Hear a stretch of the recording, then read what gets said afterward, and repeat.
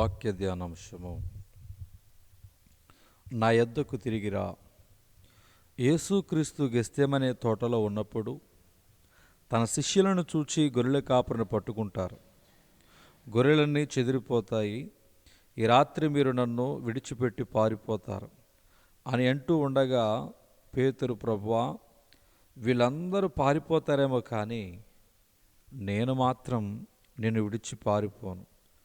ప్రాణమైనా నీకోసం దారపోస్తాను, కానీ నేను విడిచిపెట్టి వెళ్ళనని గర్వంగా పలికాడు. అప్పుడు యేసు, ఈ రాత్రి కోడి కుయ్యక మునుపు యేసు ఎవరో నాకు తెలియదు అని నువ్వు అబద్ధం చెప్తావని చెప్పగా, వెంటనే పేతురు, లేదా ప్రభువా, నేను అలా అనను అని బదులిచ్చాడు. యేసుక్రీస్తు అప్పగించబడి కొనిపోబడుతుండగా పేతురు దూరం నుంచి యేసును వెంబడించి ఆ తరువాత యేసు చెప్పిన విధముగానే యేసు ఎవరో నాకు తెలియదు అని 3 సార్లు అబద్ధం చెప్పాడు. శిష్యులందరూ యేసును విడిచి పారిపోయిరి, పేతురుతో సహా. పేతురు యేసయ్యను దూరము నుండి వెంబడించెను. పేతురు ప్రాణానైనా ఇస్తాను అని ఆఖరికి ముమ్మారు యేసు ఎవరో తెలియదు అని బొంకాడు. గమనించండి, పేతురు తన బలహీనత, తన లోపమేమిటో గ్రహించకుండా బహుగర్వంగా మాట్లాడాడు. పేతురులో ఉన్న లోపము ఇతరులతో పోల్చుకునే తత్వం. అక్కడున్న వాళ్ళందరికంటే యోగ్యుడను, భక్తుడను అని అందరితో పోల్చుకొని గర్వపడే తత్వము ఆనాడు పేతురు ఆధ్యాత్మిక జీవితములో పడిపోవడానికి కారణమైనది. అలా ఆధ్యాత్మిక జీవితములో పడిపోయి దారి తప్పిన, మాట తప్పిన పేతురును పశ్చాత్తాపములోనికి నడిపించి సరిచేయగలిగేది ఎవరు? ఒకవైపు యేసయ్య కొనుపోబడుతున్నాడు, కానీ ఆయన మనసంతా పేతురు మీదనే ఉంది. పేతురు మాట తప్పి తాను చేసిన తప్పును బట్టి లోలోపల మదన పడుతుండగా ఆ సమయంలో యేసు ఒక్కసారిగా వెనక్కి తిరిగి పేతురును చూడగా ఆ యేసు చూపులో ఉన్న శక్తి, ప్రేమ అమాంతముగా పేతురును తాకింది.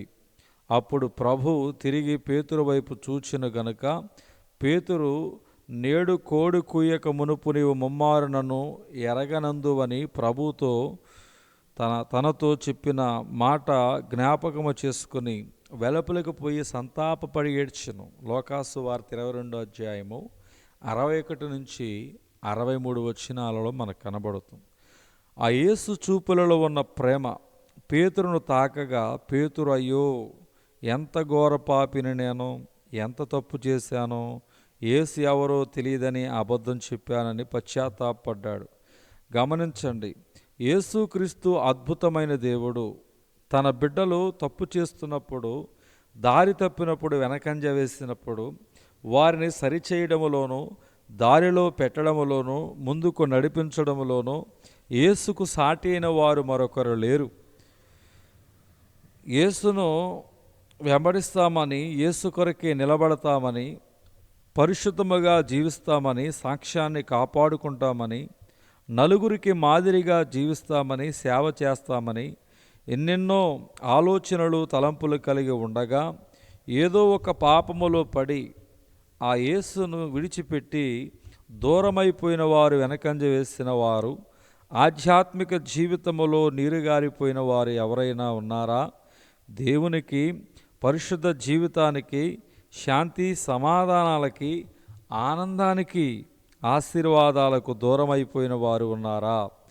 మాట తప్పి పడిపోయిన వాళ్ళు, పాపములో సైతాను ఉచ్చులో పడిపోయిన వాళ్ళు ఉన్నారా? అయితే మీకు శుభవార్త.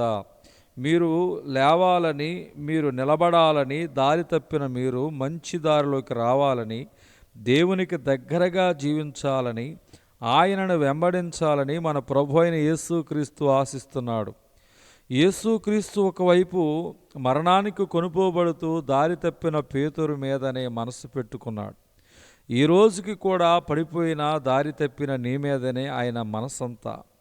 ఆనాడు చూపులతో పేతురును సరిచేసిన దేవుడు ఈనాడు నిన్ను సరిచేయాలని ఈ వాక్యం ద్వారా నీతో మాట్లాడుతున్నాడు. ఒకప్పుడు నువ్వెంతో ప్రార్థనాపరుడువు, భక్తిపరురాలవి, చాలా రోషము కలిగి ప్రభు కోసం జీవించావు. కానీ ఈరోజు ఈ ఆత్మీయ జీవితం పతనమైపోయింది. ప్రార్థనలో బలహీనపడి దేవుని పట్ల కలిగి ఉండవలసిన భయభక్తులు నీ జీవితంలో తక్కువయ్యాయి. నీ ఇష్టానుసారముగా శరీరానుసారముగా జీవించడానికి నిన్ను నీవు అమ్ముకుంటున్నా. నిన్ను చూసి ప్రభు అంటున్నాడు, తిరిగి నా దగ్గరకు రా. నాకు దూరంగా జీవించి నువ్వు సాధించేది ఏమీ లేదు. నా దగ్గరకు తిరిగి వచ్చిన శిష్యునిగా రోషము కలిగి జీవించు. నువ్వు తప్పు చేశావని, పాపము చేశావని, నీ శరీరము పాడైపోయిందని నాకు తెలుసు. కానీ నేను క్షమించడానికి ఇష్టపడుతున్నాను. నా రక్తములో నిన్ను కడిగి పరిశుద్ధపరిచి నా వానిగా చేసుకోవడానికి ఇష్టపడుతున్నాను.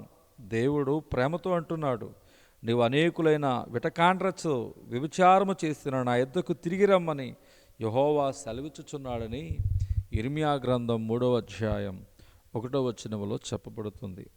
ఈ దిన దేవుని వాక్య ధ్యానం దేవుడు దీవించునుగాక. ఆమేన్.